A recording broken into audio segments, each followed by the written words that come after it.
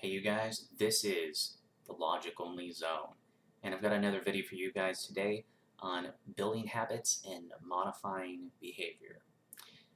So guys, today I wanted to talk about this topic because um, there are things in my life where I do really well. I'm very consistent. I'm doing the thing all the time, and I'm really proud of myself.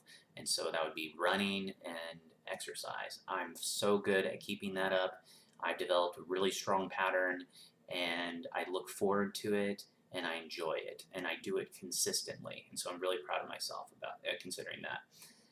But then there are other areas of my life where I'm not quite so consistent, where I have a little bit of trouble motivating myself to do the specific thing that I need to do. And these are all the things in my life that I'm working on, are all things that I need to be doing, that I should be doing, that I shouldn't be wasting any time not doing. I really should be getting it done, and I really should do it as soon as I can.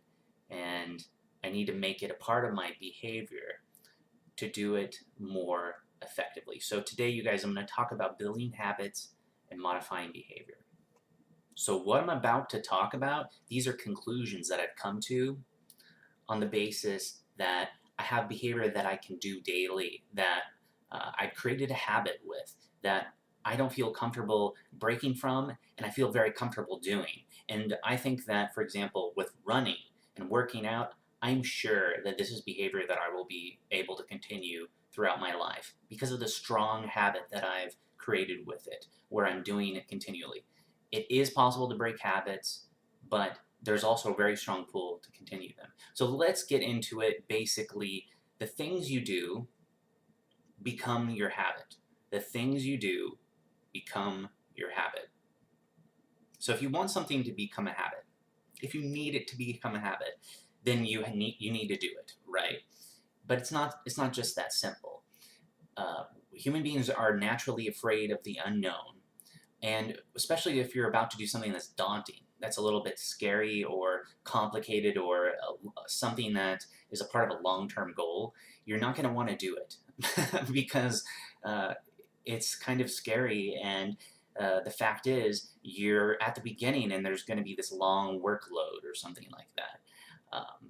But what you're going to find is that that feeling is just the result of not starting the project, or not starting the activity or the habit that you want to achieve.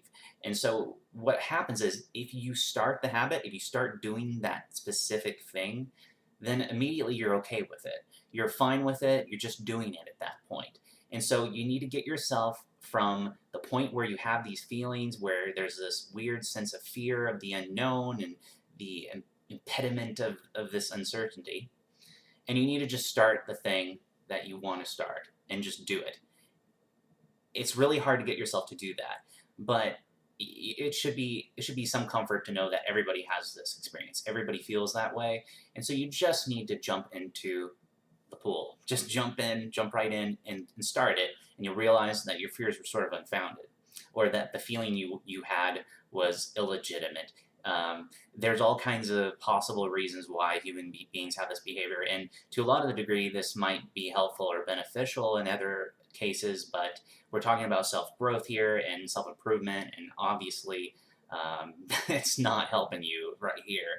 And so know that this is a misplaced sensation, this is a misplaced feeling regarding this, and then you got to move past it, and then once you start doing the thing, you'll be fine. And so now let's talk about what's the nature of habits, because we have to know what a habit is if we want to obtain it. Basically, I think a habit is kind of like an addiction. It's a positive addiction. You'll find, for example, and this is something that I think is a good example to display what a habit actually is. For example, if cigarettes is a good example. So you might be like, okay, I'm gonna try smoking a cigarette, and so you smoke it, and you're like, okay, all right, and there's a quality to it where you might want a cigarette, right? And so you're smoking a cigarette, and it's like, okay, I just smoked a cigarette, right? And so you could do the same thing with running. You're running. Oh, I went for a run. I don't normally run, but I went for a run, and you just did one run. Now, of course, that's not enough to create a habit. Doing something one time is not enough. But what happens is, if you can get yourself to multiple times in a row, do the thing. A few weeks in a row, if you get yourself to do it, then it starts to associate with you. You start to feel more comfortable with it, and you get better and better at it. And you know, same thing goes with cigarettes. You just get more comfortable smoking. You become a smoker person. You know, it becomes a part of your habit. And that seems like something that's simple to explain to somebody. That's a simple type of thing. But like, for example, when it comes to something that's more scholarly, like writing, you're trying to write something. You may feel like, oh, writing's such a pain in the butt, right? So specifically when it comes to things that are sort of a pain in the butt, like exercise or writing or something, you may start getting good. That's really the thing that pulls you into it. You start noticing growth, you start noticing improvement, and I think this makes you excited. You start to notice the habit, the thing that you're doing becoming a part of you, becomes more natural, you become much more comfortable with it, and this is what we want to achieve. We want to achieve the state of comfort and achievement. And once you've experienced comfort and achievement, then it's really easy to make something become your habit. And that's what you want to do. That's why doing something once or twice or 3 times isn't enough to do it. And most people, they'll like try running. They'll run for a few days and then they'll just give up, or run for a week and just give up, or 2 weeks. You got to do it a bit longer. You got to experience what it is to be something, for something to be a part of you, for you to experience the growth and then the comfort that comes with that, knowing that it's now becoming a part of you and you're benefiting from it. Why would you stop something that's benefiting you? Eating healthy food, if you're eating healthy food, you're starting to feel good because you're eating healthy. You're not eating fast food garbage and fried food every night or something like this. Then you're going to start experiencing that. You're going to start feeling good, and you're going to start identifying it. You're going to start feeling comfortable with it. You're going to want to identify things that are good for you, right? Not necessarily, but ideally you do. And this creates a weird psychological sensation, a weird psychological comprehension, and it makes creating a habit very easy.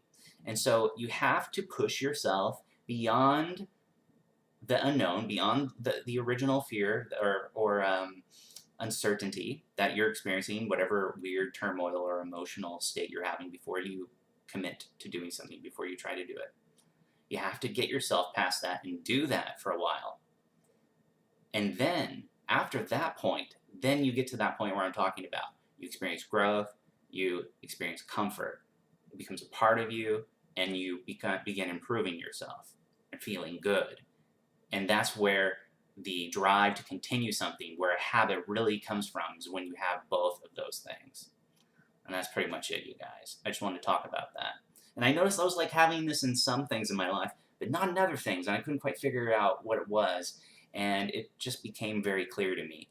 And so I wanted to make this video and share this with you guys because I think it's just something that people don't know. You have to really push yourself at first, but then it becomes a part of you and it's super easy and awesome. So that's pretty much it. Thank you guys for watching. I hope you guys have a good day. I just wanted to take a second to thank my Patreon supporter, Five Guy, who helped make this video possible. If you guys want to see more of these videos, because I don't have time to make more than one a week or maybe a couple a month, please check out my Patreon. For everybody that supports me, I can make another video and it will be on a topic that the person would like, or I'll try to come up with something that is helpful for them or something. And if it's personal, it doesn't have to be for everybody. I can make it an unlisted video as well. So if you guys would like me to make more videos, please check out that Patreon. And thank you guys for watching, and thank you, Five Guy, again. And I'll see you guys next time.